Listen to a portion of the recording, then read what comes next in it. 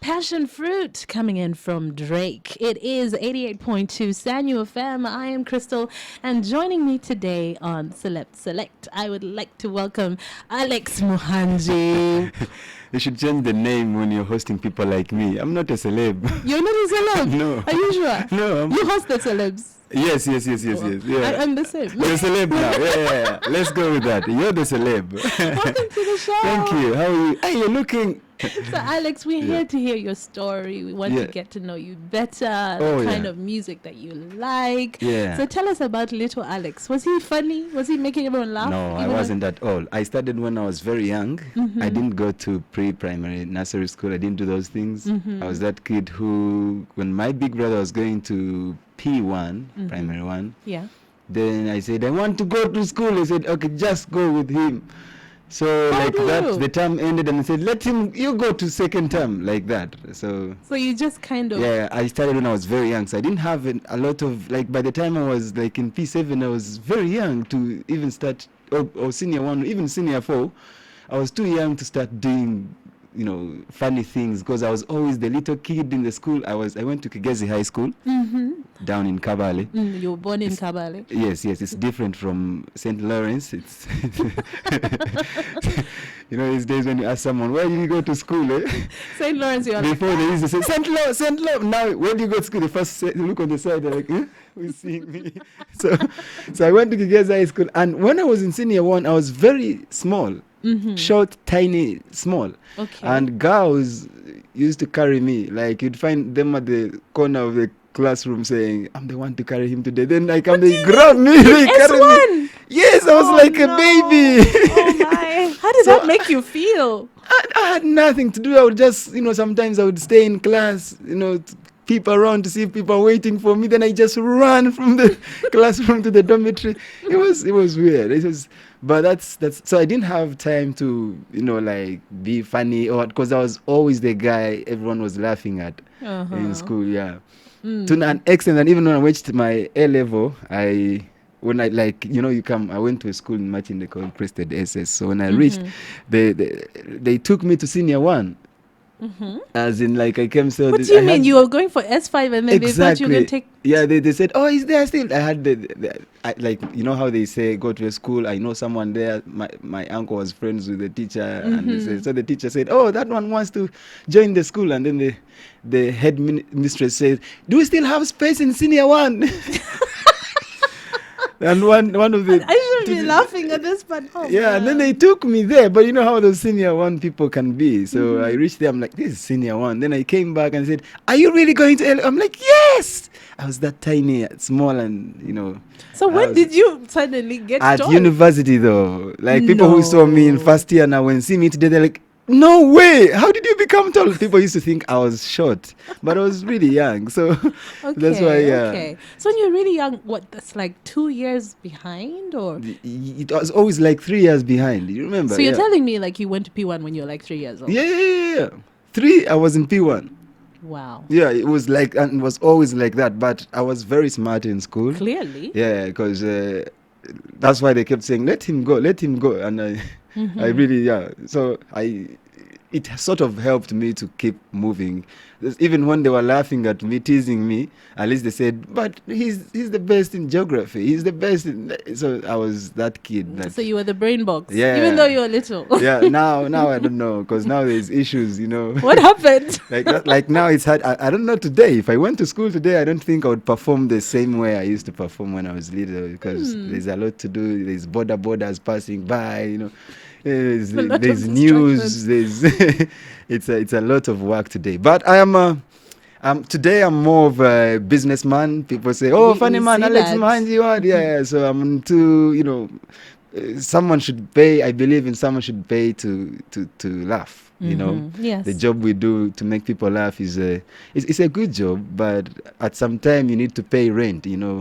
There's no issue. You're not gonna tell your landlady, today they didn't pay. I gave a lot of complimentary tickets, that kind of, So I encourage my people who come to my shows.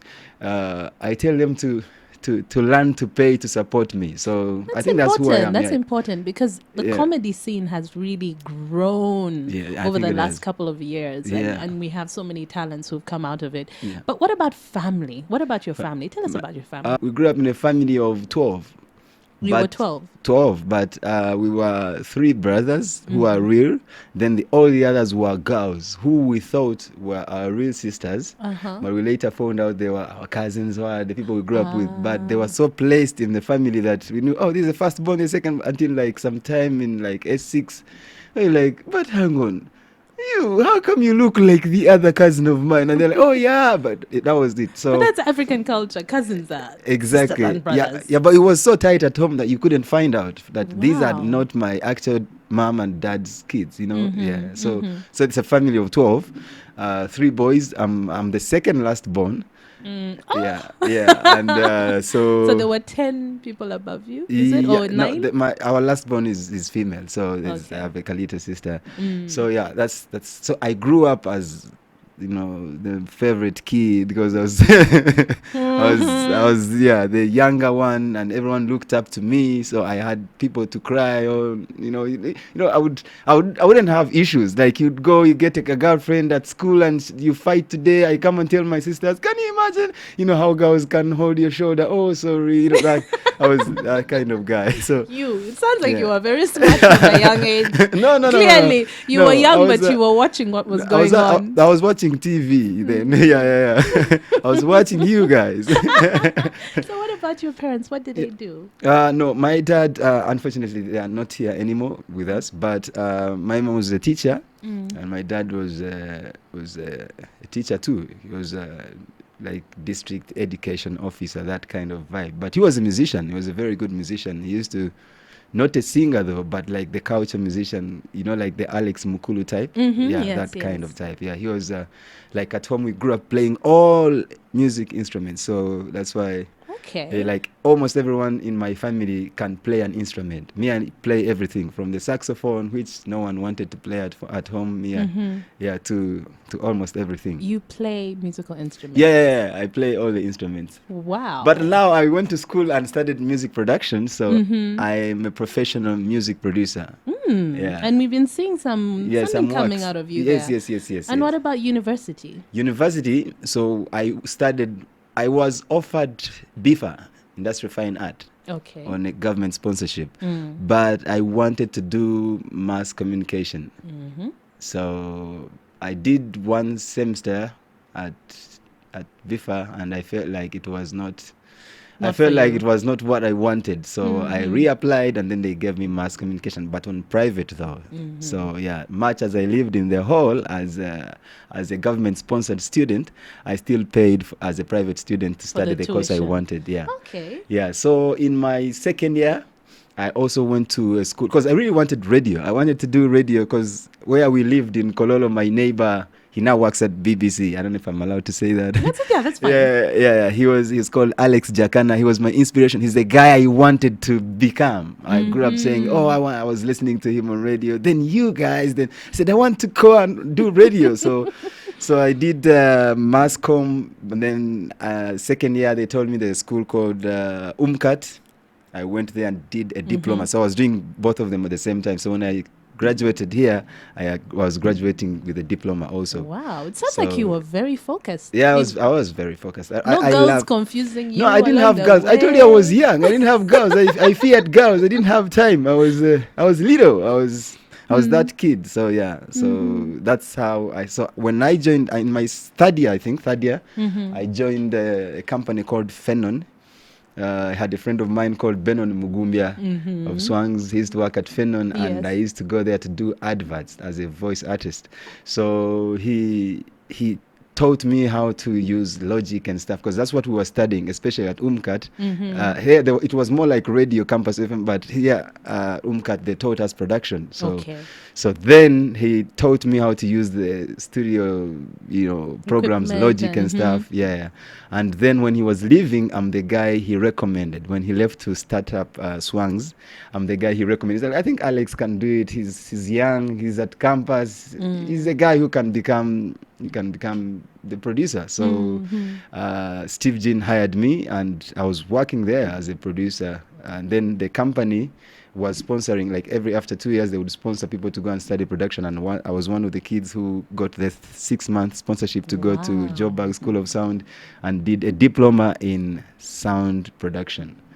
Okay, we're going to come back to that. Yeah. I'm going to ask you now for your first request. My first request. You asked for Timaya and Rude Boy Oh, yes. of P Square. Yeah. That song is just so easy. It's so easy. So easy to the ear. So easy to the producers. Can I ever dance? Can I ever dance? Can I ever dance? My friends are watching me. Oh baby, can I ever dance? 88.2 Sanyu FM, and chatting with me right now on Celeb Select, I have Alex Muhangi. Your story about starting school so early and being so young is just fascinating. I don't think I've heard anyone else say anything that, quite like that. Now, you said that Fenon Records sponsored sponsored me. I was not alone. We were like 3 producers. to go to Johannesburg and studied music production, even more radio. For 6 months. For 6 months. Yeah. So, after that, what happened? When No, you we came back and worked at Fenon now. But now we're professional music. Because one of the guys, I like programming. Mm-hmm. Yeah, programming is like in music production language is like creating the beat. Yeah, you play with the keys, things like that. Then 2 of the other guys liked mixing engineers. They don't even get involved in production, in programming. They come after you've programmed, put like 80 instruments. They're like, this is not necessary. I think they mix the vocals to sound closer to the instruments, like that. So to like master it. Exactly. Now, so mixing and mastering the song is what they did. I did programming. So it's what I wanted to do. What you wanted to do. How long were you with Fenon then? Wow, 7 years. That's a long time. Yeah, very long time. Yeah, I was there for 7 years because I joined in 2008, I think. Yeah, and I left in 2015. So when did comedy? Now, comedy came in 2009. 2009, okay. Yeah. So 2009, I was going to campus one morning. So I would wake up early and go through Fenon to open up office because I'm early bird. And then I would now go to campus for those, morning lectures. So as I drove past Theatre La Bonita, I saw guys in a queue, and then I asked, what's some border guy who was randomly there? I'm like, so what are these guys doing? I was audition. Ebony Xavier. He told me, and I was like, I'm like, I think I should audition because I think I can act. You think you can? Yeah. So I said, I still have 2 hours. Let me use this time. But now when I got out of the car, there was Pablo in the queue, and there was Rachel K. Yes. Rachel K was the host of the show. Was the host of that show. Yeah, but she was like standing there, and I used to work with her at Fenon many because she's a voice artist, So when I just walked to her, I'm like, Rachel, I'm like, what's happening? She's like, oh, we're auditioning for Stand Up Uganda. I'm like, what's that? She's like, no, they want you to tell them like a joke in like 1 minute, and then you become a comedian. I'm like, okay. Like I can tell a joke because I had always been that guy who tells stories. Like in house parties, guys would say, tell Aliku to just come and tell us stories. I was that guy who always had many stories. And guys always did that to me. Like you at a house party, and there's a guy called Dennis. He used to say, now tell them about the thief who did this. So he knew all the topics, but he didn't know how to tell them. I was the guy who could tell the story really well. So we'd reach at parties after like 5 minutes or 10, it's like, now tell them about this story. So at one time I knew the lineup of all the jokes I could tell, So now I joined the queue. I was like the 3rd guy. Pablo is there. There was Mendom Seveni, of course, Salvador, Omara, but I didn't know Salvador, I didn't know Omara. So we're in the queue. So I was the 2nd guy to go in after Pablo. So I told them a story, Actually, I just told them, I was like, so there were 3 white guys. I was terrified. I'm like, what am I going to tell these guys in 1 minute? But I said, I was not meant for this. So I'm going to school. Let me just tell him, Some come on stage, people are very many. There's like 5,000 people outside audition. I didn't know about this. I don't know why. So I come in and they said, start La Bonita. start. They put the lights on. I start. Like, so, yesterday I lost my ATM machine, and I went to the bank to request for another. Then, as I was waiting in the line, I was reading a newspaper, and this bank had advertised very well that you don't need to apply, you don't need what, you just go and, and get an account. So I'm like, I called them. They said, oh, we are here in Nakasero, you come. So I followed the woman's directions and went to the bank. And when I reached there, I'm like, so how much is it to open up an account here? She laughed and said, no, this is the Nakasero Blood Bank. We don't. Exactly.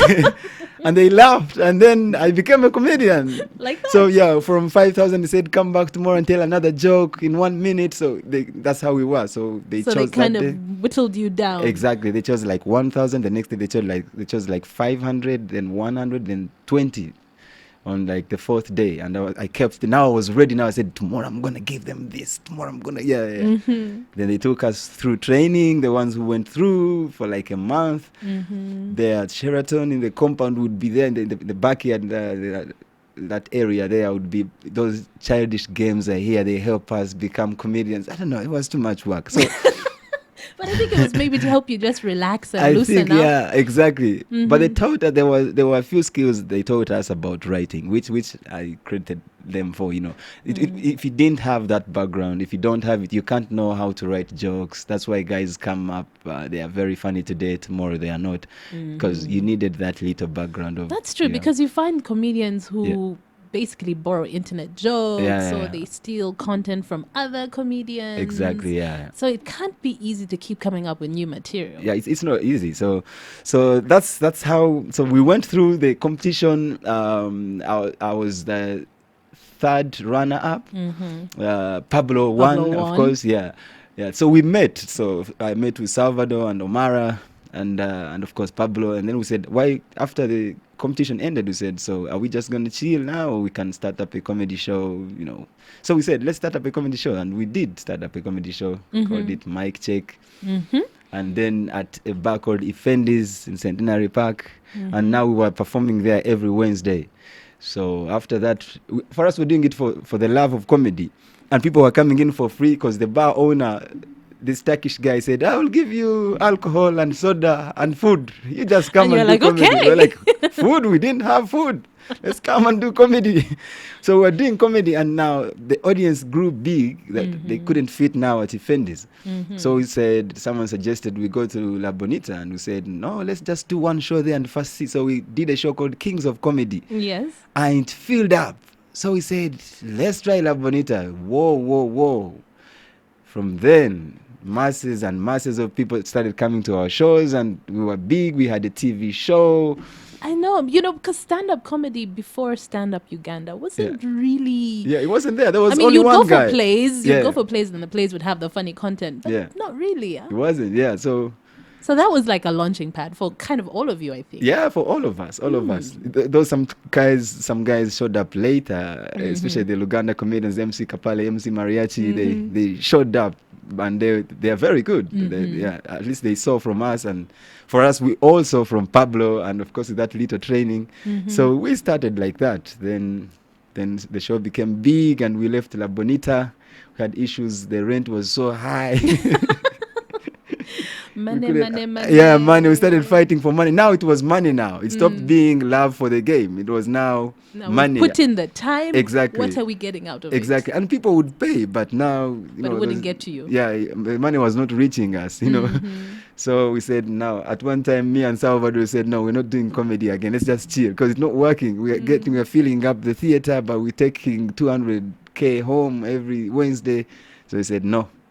So we stopped La Bonita. Then a friend of ours started Laughters. Then the sponsors were like, but you guys, why did you stop performing? Because then we were big, me and I think him and Salvador were doing like wedding receptions, like gigs, like we didn't need to have a weekly show. So, and other guys needed the weekly show. But then when they started, the sponsors were like, we had you guys before because of the two of you. So if you can join these guys, we'll bring money again to the table. So we said, cool. So we did it again. It worked until sometime when it also got boring now. So when I went, I did a tour in the US. I was called by a comedy club, one of the biggest comedy clubs in the world, I think. It's called Improv. Mm-hmm. So they invited me to open up for a female comedian, one of the biggest. She works with Kat Williams.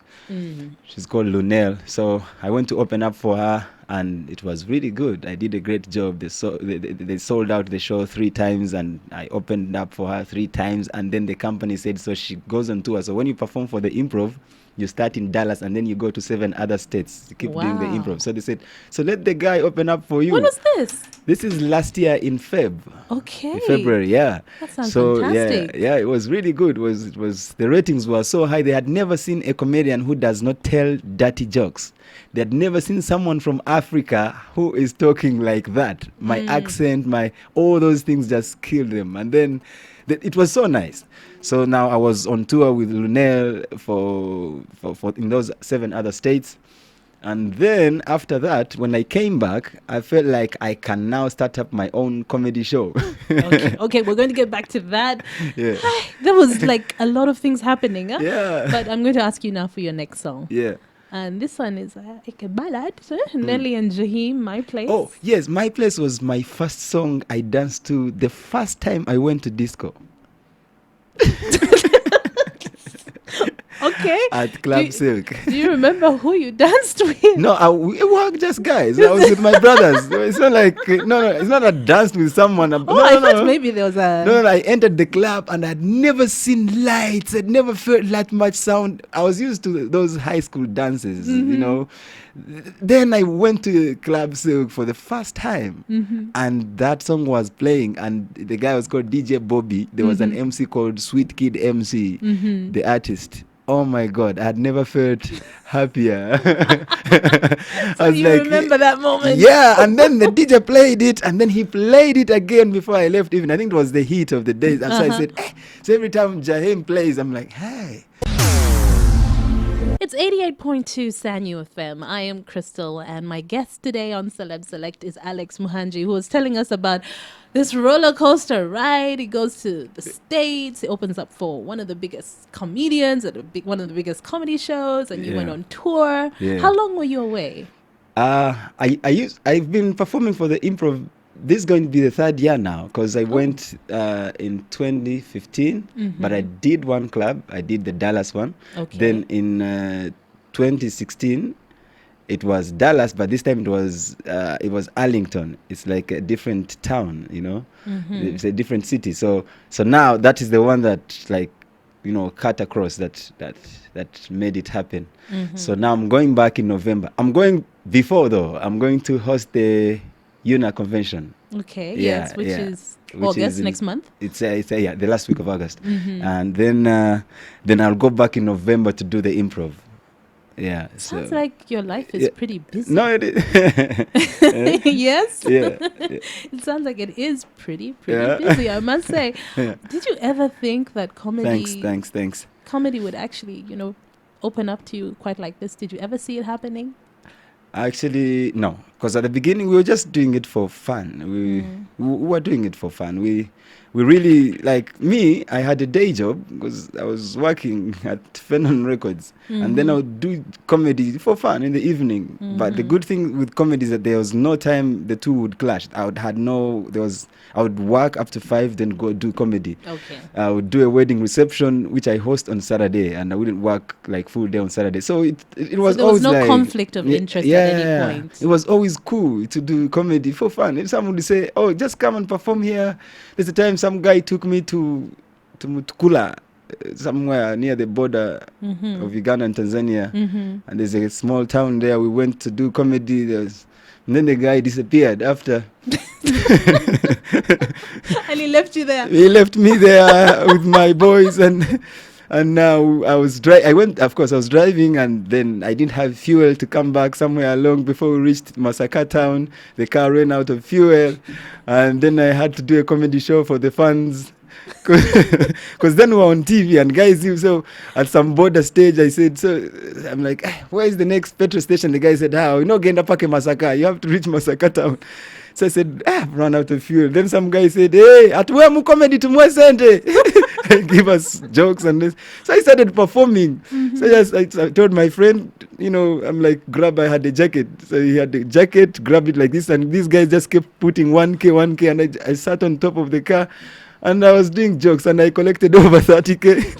So we gave one border guy, because they kept, in the middle of the performance, they kept saying, so, man, I would not be doing these jokes, but now I've run out of fuel, man. So You help me. Yeah. We help each other. Yeah, exactly. So the guy ran and brought fuel, and at least we could reach Masaka where there was an ATM machine. I could now withdraw money and, get more fuel to bring me back to Kampala. But so that's another story, though. So I didn't see comedy getting me from that zone to like out there. You're a star. When these guys just saw me on YouTube. And the manager of the improv sent me an email. Like how you post a video and then you put your email at the end. She sent me an email saying, we would like you to perform at the improv 2 months from now. I'm like, these are some Nigerians trying to play me. So I was keen. She's like, no, you follow up. Let's go to the improv. I'm the manager of this club. And I'm like, because I had never been to a comedy club before. And there they are very serious. The comedy club works like how you see music clubs, Monday, Tuesday, Wednesday, Thursday, Friday. The only comedy clubs I think we have are in South Africa. There's like Parker's Jive. In Uganda, we don't have a comedy club. No, we don't. It's a bar, but we do a comedy night at the bar. So these guys have comedy clubs. It's strictly comedy. People come in, they watch comedy, and they go home. It's very serious. These guys treat you as a star. So the email said, they sent me a rider. Like Chris Brown when he's coming here. Yeah, my rider had everything. If there are artists are here who don't live on first floors in any hotel, I'm like, me? I'm happy just to come. Me, I never live in hotels. I live in people's houses. I can stay here. So they sent me a rider I had to fill in what I want. I don't fly. Some artists don't do economy, you do first class. So me, I saw business. I first Google how much is business. I'm like, these guys, I'm gonna cut my pay. But that's all he wanted. So I did. I was so cool. I was honest. I told him, no, don't worry. I'll take whatever you have there for me, because this is one of my. I've never gone. The first time I had never gone to the US. So they were happy. They said, let's have this kid. And I went. I was the new kid. And, you're backstage there. There are guys who open up before my act. I am the main opener for the main artist. But before, there's like guys who come and do 5 minutes, 3 minutes. So, guys are talking, man. You know what I mean? They're jazzing backstage, and I'm like, what am I going to do? But when you have your jokes, you're sure, and guys speak English, I'm sure they were going to. I was confident. And when I came on stage, I remember that first night, my first joke, I said, guys, I'm from Africa. I'm the real African kid. These other people are lying to you. So every time you laugh, if you have $1, throw it at me, because you're feeding an African child. So that's and that had never happened. So people threw money on stage. The club owner said, you have broken the record. No one has ever gotten money. Like the audience, they are not used to giving. Like you stand and give a comedian money. No. And I said it like a joke, like a starter to giggle them up. And these guys would laugh and threw money. So I got like over 2K. It was a lot of money, US dollars, of course, And then now they liked me. They said, we're going to put you on our wall of fame for doing this. We have never had an African comedian who comes and, that kind of vibe. So yeah. Wow. Yeah, so comedy took me there. Just a clip on YouTube. It's good to upload your stuff if you do something, because those guys are seeing. The whole world is watching. They say, we want Africa. I'm sure that's what they say. We need African comedians. We need to change the vibe. So they did like this, and they saw me. And then, that's how it all started. Yeah, it all started, So now I'm one of the comedians they gave on an annual basis. I have to go there and do a show. So it's a good thing. Wow, that's a story and a half, I have to say. Thanks, Okay, now I'm going to ask you for your next song, your next request. Yeah. Taxi Money. Taxi Money. Oh, that's one of my favorite Ugandan songs of all time. I don't know why.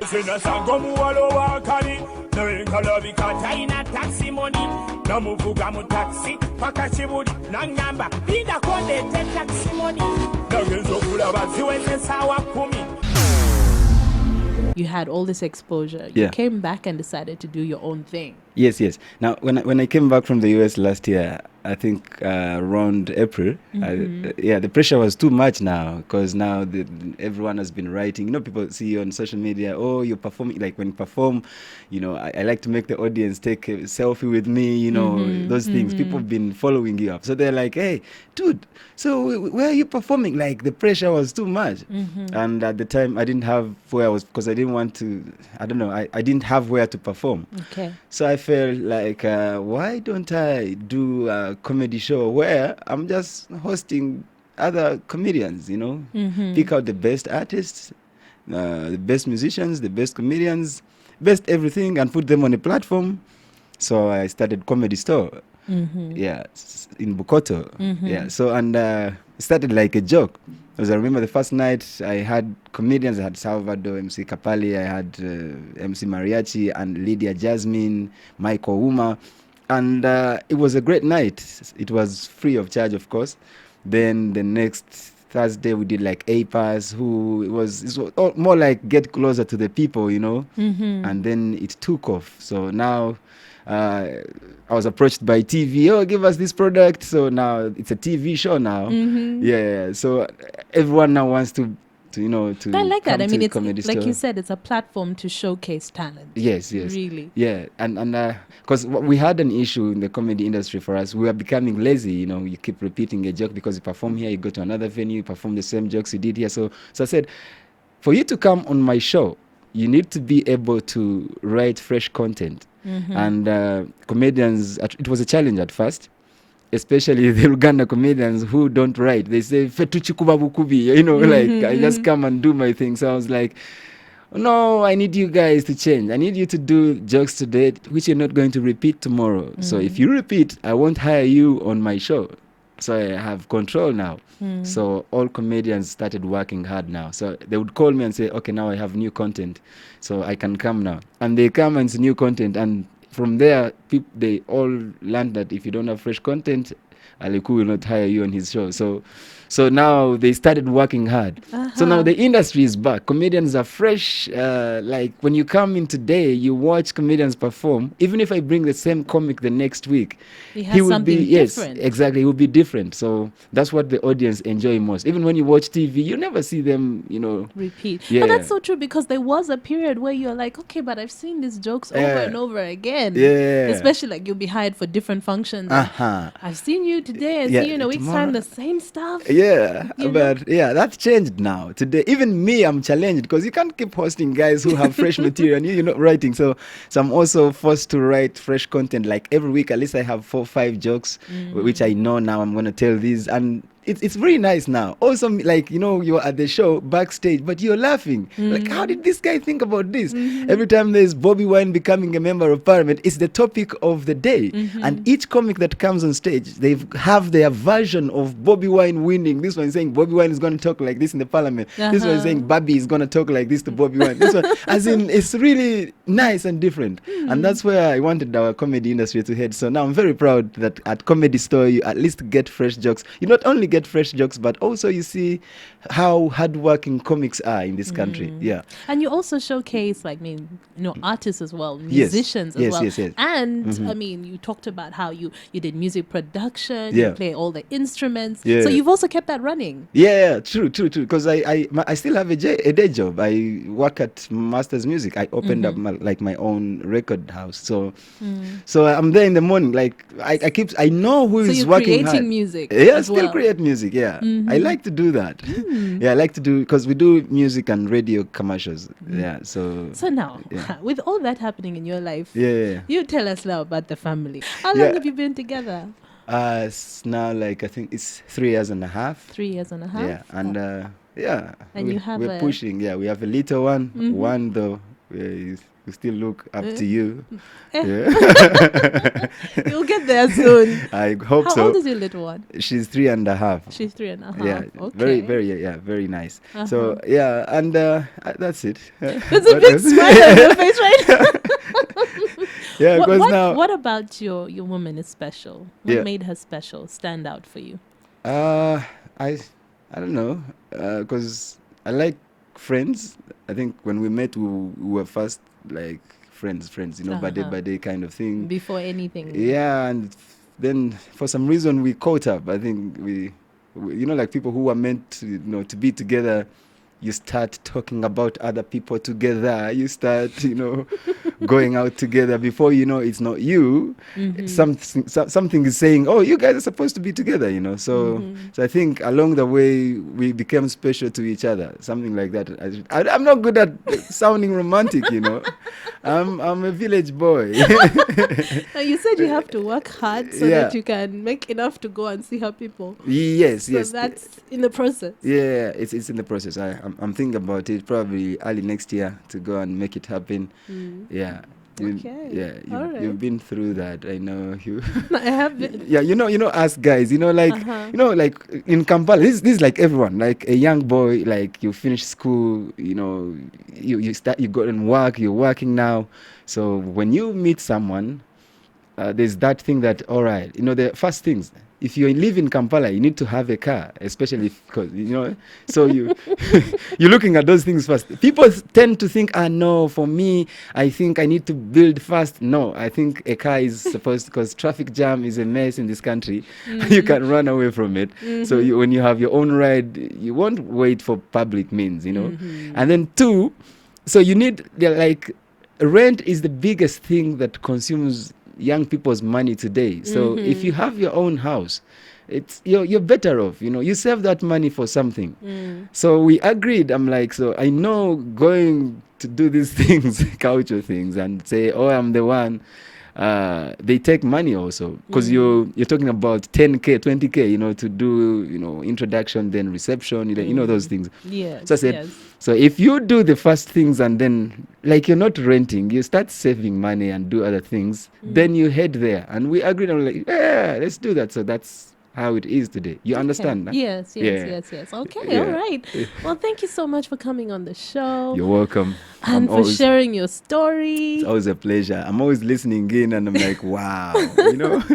Every week when you listen to this show, it sort of teaches you something. That is true. You hear different people's backgrounds and where they've been and what they do. So that's why I'm so hooked to this show. I really take this show as one of those weekly inspirations. This is like me going to church now on Saturday, yeah? You know what I mean? Wow. So I can't say one thing or two, but this show really means a lot to me. So Alex, I'm so humbled to have been hosted on this show. Okay, well, I'm going to ask you for your last request right now, and this is a song that is very special to you. Yes. Human Nature, right? Yeah. Michael Jackson. That's a Michael Jackson song that was written by Toto. Yeah, Toto, Rain Down in Africa. Yeah, they wrote the song. So I didn't know the background. I had to research about the song for one reason. For me, when I was growing up, every time my dad would make noise, our parents make noise. This song did not live in our house for 1 week, 10 years. Every time there would be noise in the house, that song would play and the noise would end there at why? So even as, you'd make noise with your sister and then after you just sing because you are not allowed to go and play the radio, but at least you just sing the lyrics of the song, looking out, So that's the song. Really, it was. It's that's how I like the song.